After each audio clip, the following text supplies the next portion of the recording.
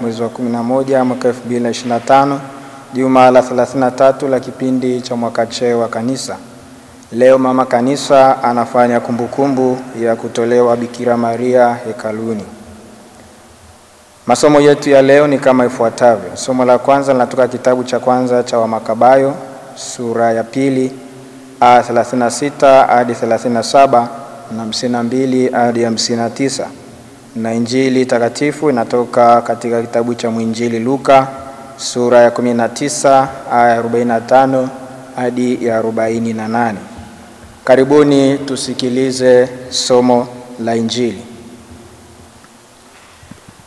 Yesu aliingia hekaluni akaanza kuwatoa wale waliokuwa wakifanya biashara, akiwaambia, "Imeandikwa, nyumba yangu itakuwa ni nyumba ya sala, lakini ninyi mmeifanya kuwa pango la wanyang'anyi."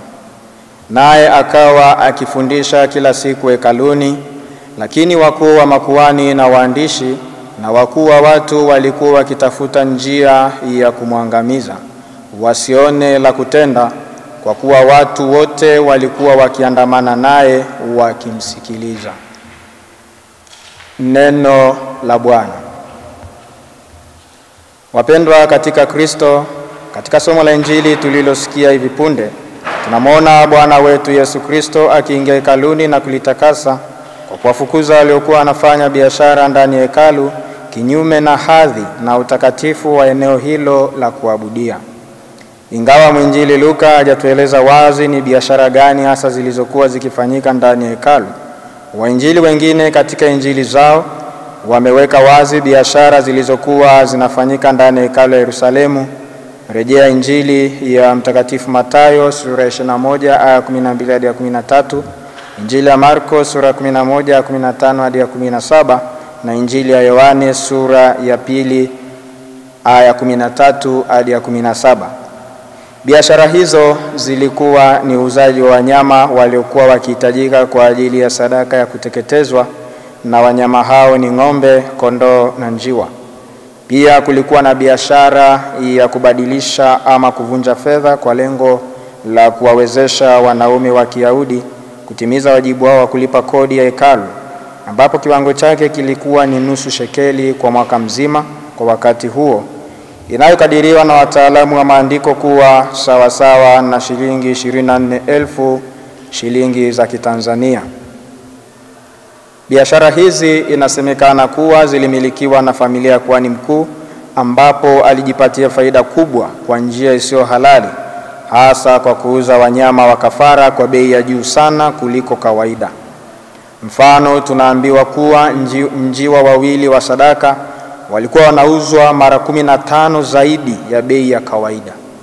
Ndiyo maana tunaona baada ya tukio hili, makuhani wakuu na viongozi wa watu walitafuta nafasi ya kumwangamiza Yesu wasiweze, kwa sababu ya wingi wa watu waliokuwa wanamsikiliza na kumfuata, kwani alionekana kama kikwazo kwa biashara zao.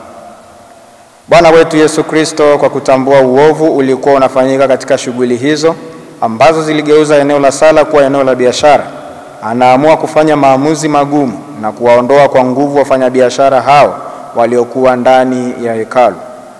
Kwa shughuli zao hizo haramu, walikuwa wamegeuza nyumba ya Mungu kuwa pango la wanyang'anyi, kwani walitumia imani na hekalu kujipatia faida isiyo halali kutoka kwa watu waliokuja kumwabudu Mungu hekaluni hapo.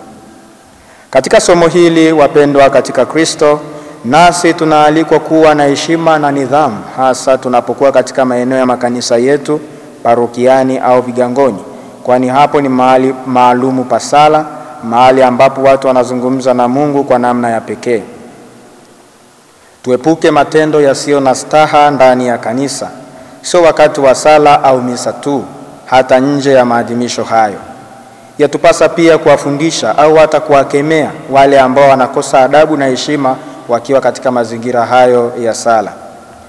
Pia wapendwa katika Kristo, Bwana wetu Yesu Kristo anatuonya kuepuka kutumia dini au imani kwa ajili ya kujinufaisha tu, hasa kwa kuuza vifaa vya kiimani au kiibada kama vile sakramenti kwa bei ya juu sana kwa lengo la kujipatia faida kubwa ambayo sio halali.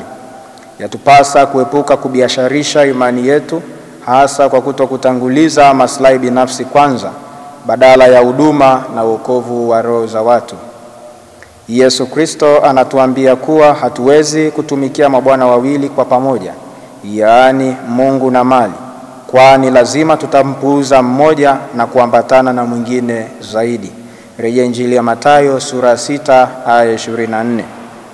Hivyo tunaweza tukaonekana mara kwa mara kuwa karibu na kanisa na tukawa mbali na ufalme wa Mungu pale ambapo mioyo yetu itakuwa imeelekezwa zaidi katika kujinufaisha kwa mambo yapitayo. Pamoja na hayo, wapendwa katika Kristo, Mtume Paulo anatufundisha kuwa miili yetu ni hekalu la Roho Mtakatifu anayekaa ndani yetu, na pia miili yetu ni viungo vya mwili wa Kristo ambalo ni kanisa lake.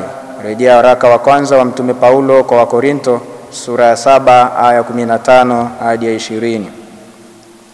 Basi yatupasa kujiuliza, je, miili yetu tunaitunza kama hekalu la Roho Mtakatifu ama tumeigeuza kuwa pango la unyang'anyi, pango la shetani kwa matendo yetu maovu? Leo tunaalikwa kuithamini na kuitumia miili yetu kwa ajili ya kumtukuza Mungu kwa maisha safi ya sala, fadhila na matendo mema, na kujiepusha na matendo yanayotutia unajisi na kututenga mbali na uwepo wa Mungu ndani yetu.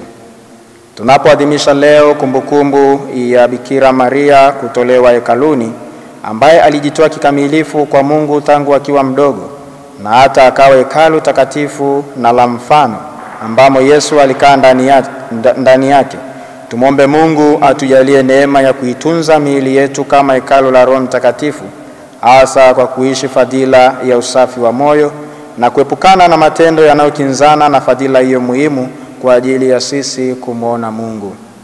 Tumsifu Yesu Kristo. Tafakari hii imeletwa kwenu na mimi Frate Ephraim Bahati kutoka Jimbo Katoliki Moshi, ninayesoma masomo ya teolojia mwaka wa 4 katika seminari kuu ya Mtakatifu Paulo Mtume Kipalapala iliyo katika Jimbo Kuu Katoliki la Tabora.